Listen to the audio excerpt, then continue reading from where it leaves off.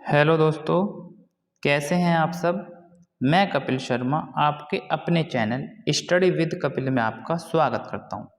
CTET जुलाई 2023 के paper को देखते हुए दोस्तों मैं आप लोगों के लिए साइकोलॉजी प्रैक्टिस सेट नंबर 8 लेकर आया हूं। दोस्तों इस प्रैक्टिस सेट में कुल 10 प्रश्न होते हैं और ये 10 प्रश्न पिछली वर्षों में आए हुए प्रश्न हैं दोस्तों, जो आपके लिए महत्वपूर्ण सिद्ध होंगे, इसलिए प्रैक्टिस सेट को जरूर दीजिए दोस्तों। आइए देखते हैं क्वेश्चन नंबर 1। क्वेश्चन नंबर 1 क्या कहता है दोस्तों। क्वेश्चन नंबर 1 है, निम्नलिखित में से कौन सा स्थूल कामक कौशलों का उदाहरण है। कौन सा पूछ रहा है दोस्तों, स्थूल कामक। स्थूल कौन से होते हैं, ग्रॉस मोटर स्किल। कौन सी, ग्रॉस मोटर स्किल्स। एंड दूसरी कौन सी होती है दोस्तों, फाइन मोटर स्किल। दो प्रकार के होते हैं, तो स्थूल कामक कौशल होते हैं ग्रॉस और दूसरी होती है फाइन। तो कौन से होते हैं दोस्तों का ये पूछ रहा है आपसे, स्थूल कामक कौशल का उदाहरण है। तो ऑप्शन ए चित्र बनाना, ऑप्शन बी सुई पकड़ना, ऑप्शन सी तेज चलना और ऑप्शन डी है धागे में मोती पिरोना। तो कौन सा सही आंसर है दोस्तों। ग्रॉस मोटर स्किल की बात करते हैं तो ऑप्शन सी तेज चलना। जी ग्रॉस मोटर स्किल हमारी है जिसमें हमारे हाथ पैर शरीर का ज़्यादा से ज़्यादा काम करता है, तो वो हमारे ग्रॉस मोटर स्किल के अंदर आते हैं। और फाइन जो होती है हमारी, उसमें हमारे उंगली या हाथ के द्वारा जो हम काम करते हैं तो उसके अंदर आते हैं। जैसे हमारे चित्र बनाना फाइन मोटर स्किल है दोस्तों, सुई पकड़ना भी फाइन मोटर स्किल है और धागे में मोती पिरोना भी फाइन मोटर स्किल के अंदर आएगा। ठीक है, तो तेज चलना क्या आ जाएगा, ग्रॉस मोटर स्किल के अंदर आएगा दोस्तों। स्थूल कामक कौशल का उदाहरण है तेज चलना।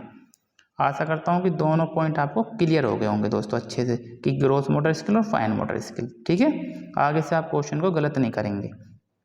आगे चलते हैं दोस्तों, क्वेश्चन नंबर 2। क्वेश्चन नंबर 2 है कि विकास का अधोगामी सिद्धांत बताता है कि विकास किस ओर से किस तरफ बढ़ता है। अधोगामी सिद्धांत, तो दोस्तों विकास के हमारे दो सिद्धांत महत्वपूर्ण होते हैं, तो शीर्षगामी, कौन सा है, शीर्षगामी, और एक अधोगामी दोस्तों। तो अधोगामी सिद्धांत कौन सा है। अधोगामी अगर मैं बात करूँ ऑप्शन पे, तो ए है जटिल से सरल, बी है सिर से पैर, सी है केंद्र से बाहर और डी है सामान्य से विशिष्ट।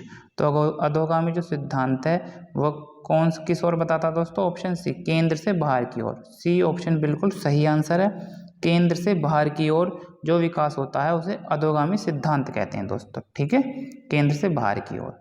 और शीर्षगामी कौन सा होता है, सिर से पैर की ओर जो होता है दोस्तों विकास, वो शीर्षगामी कहलाता है। याद कैसे रखेंगे, शीर्ष सबसे ऊपर होता है, सबसे ऊपर क्या होता है दोस्तों, सिर होता है। तो सिर से जो पैर की तरफ होता है उसको हम शीर्षगामी सिद्धांत कहते हैं, और अधोगामी सिद्धांत हमारा केंद्र से बाहर की ओर होता है। ठीक है दोस्तों, आशा करता हूँ कि क्वेश्चन आपको अच्छे से समझ में आ रहे होंगे। आगे चलते हैं दोस्तों क्वेश्चन नंबर 3 पर। क्वेश्चन नंबर 3 है हमारा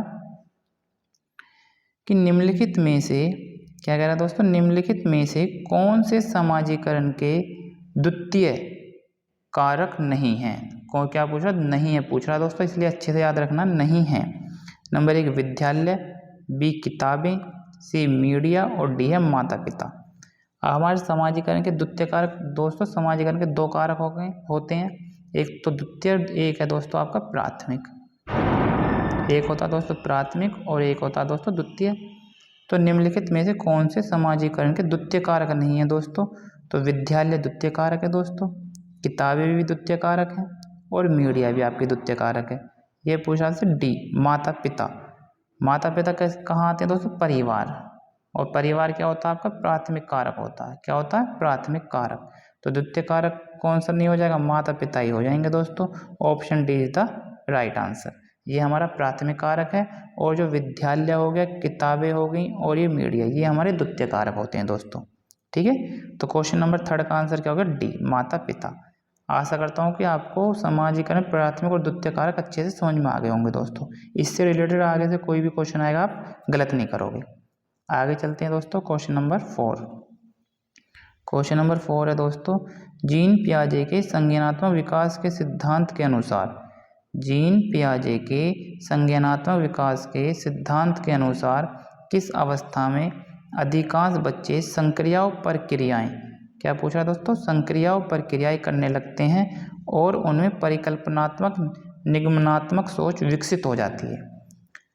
तो दोस्तों ऑप्शन क्या है, ये संवेदीगामक, बी पूर्व संक्रियात्मक, सी मूर्त संक्रियात्मक, डी है औपचारिक संक्रियात्मक। तो क्या हो जाएगा दोस्तों सही आंसर इसका। अगर मैं बात करूं बच्चे परिकल्पना कहाँ पर करने लगते हैं दोस्तों, फॉर्मल स्टेज में करने लगते हैं, फॉर्मल स्टेज में, औपचारिक संक्रियात्मक अवस्था में करने लगते हैं दोस्तों, इसलिए आपको अच्छे से ध्यान रखना है औपचारिक संक्रियात्मक अवस्था। D is the right answer दोस्तों, ठीक है।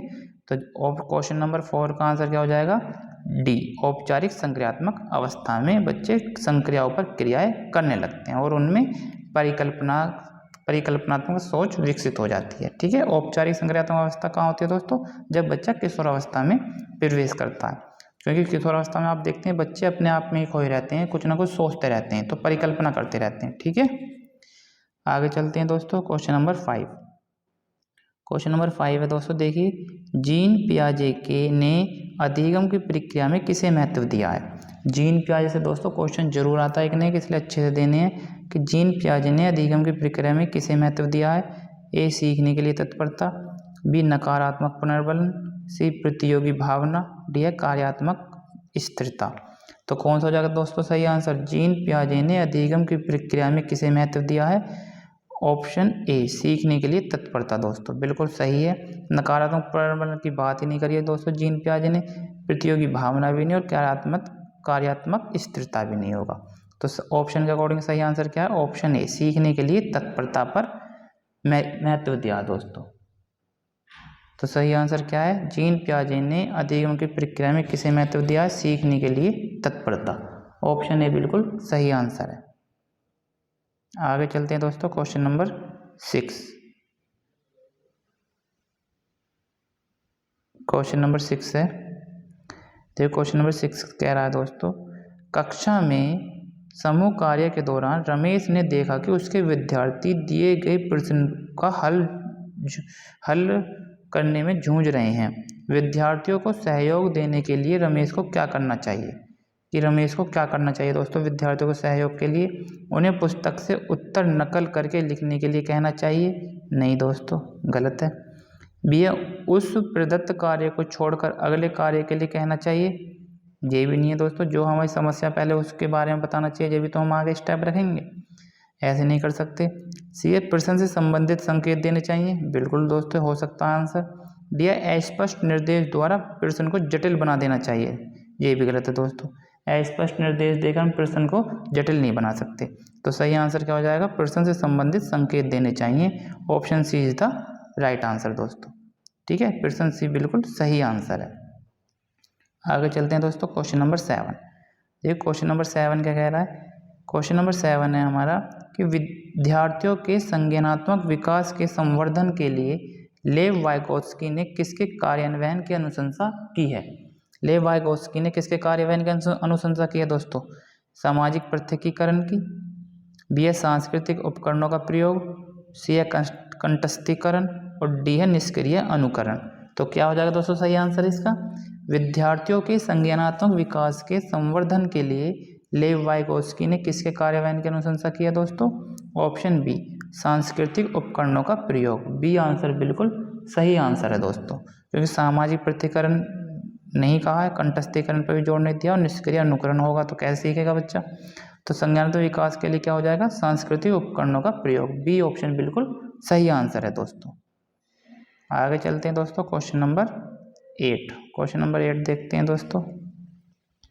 क्वेश्चन नंबर 8 है हमारा कि प्रगतिशील कक्षाएं, जो प्रगतिशील शिक्षण अधिगम प्रक्रिया के केंद्र में किसे स्थान देती है, कि केंद्र में किसको स्थान देते हैं दोस्तों, ऑप्शन ए विद्यार्थी को, ऑप्शन बी अभिभावक को, ऑप्शन सी अध्यापक को और डी है परीक्षाएं। तो क्या हो जाएगा दोस्तों सही आंसर, प्रगतिशील शिक्षण अधिगम प्रक्रिया के केंद्र में किसे स्थान देती हैं, तो ऑप्शन ए बिल्कुल सही आंसर है, विद्यार्थी। क्या है दोस्तों, विद्यार्थी को प्रथम स्थान देती हैं दोस्तों। आशा करता हूँ कि क्वेश्चन आपको अच्छे लग रहे होंगे और समझ में आ रहे होंगे दोस्तों। आइए देखते हैं next question, question number 9। Question number 9 है कि एक सहयोग अधिगम, क्या है दोस्तों, सहयोगात्मक अधिगम का कार्यान्वयन करते समय अध्यापक को क्या करना चाहिए, एक समान योग्यता वाले समूह का निर्माण, विद्यार्थियों को केवल निर्धारित प्रक्रिया का अनुसरण करने को निर्देश देना चाहिए। सी है चर्चाओं और वाद विवाद प्रयोग को प्रतिबंधित करना। डी है विविध शिक्षार्थियों के समूह बनाना। तो क्या हो जाएगा दोस्तों सही आंसर? अगर हम बात करते हैं सहयोगात्मक अधिगम का कार्यान्वयन करते समय अध्यापक को क्या करना चाहिए दोस्तों? ऑप्शन है एक समान योग्यता वाले शिक्षण का निर्माण। नहीं दोस्तों, अगर हम एक समान के शिक्षण बना देंगे तो फिर क्या हो जाएगा दोस्तों? जो बच्चा कमज़ोर है वो तो कमज़ोर ही रह जाएगा, उसे कैसे हम ऊपर ला सकते हैं? गलत हो जाएगा दोस्तों ये। विद्यार्थियों को केवल, मैंने बोला था केवल अगर आ जाए तो ये तो वैसे ही नेगेटिव वर्ड होता है, तो ये वैसे ही गलत हो जाएगा। चर्चा और वाद विवाद प्रयोग को प्रतिबंधित, नहीं दोस्तों प्रतिबंधित नहीं कर सकते हम। ठीक है, बच्चा फिर कैसे सहयोग करेगा अगर हम प्रतिबंधित कर देंगे? तो ऑप्शन क्या हो जाएगा? डी बिल्कुल सही हो जाएगा, विविध शिक्षार्थियों के समूह बनाना। विभिन्न शिक्षार्थियों के समूह बनाएंगे दोस्तों। ठीक है, तो डी बिल्कुल सही आंसर हो जाएगा हमारा। आगे चलते हैं दोस्तों क्वेश्चन नंबर 10। क्वेश्चन नंबर 10 पर चलते हैं और ये हमारी वीडियो का आज का अंतिम प्रश्न है दोस्तों, इसलिए अच्छे से देखेंगे क्वेश्चन नंबर 10 क्या कह रहा है। इंपॉर्टेंट प्रश्न है दोस्तों। कक्षा में क्रिकेट पर हो रही चर्चा में एक अध्यापक लड़कियों की अपेक्षा लड़कों को अधिक अवसर दे रहा है, ऐसा करके वह क्या कर रहा है दोस्तों? रूढ़िबद्ध चुनौतियों को कम कर रहा है, बी है जेंडर पूर्वाग्रहों का पालन कर रहा है, सी जेंडर समानता का अनुसरण कर रहा है, और डी है जेंडर रूढ़िबद्ध धारणाओं को तोड़ रहा है। तो क्या सही हो जाएगा दोस्तों आंसर? क्रिकेट पर हो रही चर्चा में एक अध्यापक लड़कियों की अपेक्षा लड़कों को अधिक अवसर दे रहा है, तो ऑप्शन ए रूढ़िबद्ध चुनौतियों को कम कर रहा है। नहीं दोस्तों, ये भी गलत है। जेंडर पूर्वाग्रह का पालन कर रहा है, ये बिल्कुल हो सकता है दोस्तों। सी है जेंडर समानता का अनुसार, समानता तो वैसे ही नहीं कर रहा जब दोनों में, फिर दोनों में भेद कर रहा है दोस्तों, समानता कहाँ से कर रहा है? डी है जेंडर रूढ़िबद्ध धारणाओं को तोड़ रहा है। नहीं दोस्तों, तोड़ थोड़ी ना रहा, वो तो जोड़ रहा है वो। तो सही आंसर क्या हो जाएगा? Option B is the right answer है दोस्तों, जेंडर पूर्वाग्रहों का पालन कर रहा है। बी आंसर बिल्कुल सही होगा दोस्तों। ठीक है, आशा करता हूँ दोस्तों प्रैक्टिस सेट आपको अच्छा लगा होगा। कमेंट बॉक्स में कमेंट जरूर कीजिए प्रैक्टिस सेट आपको कैसा लगा दोस्तों, और कितने क्वेश्चन आपके सही हो पा रहे हैं।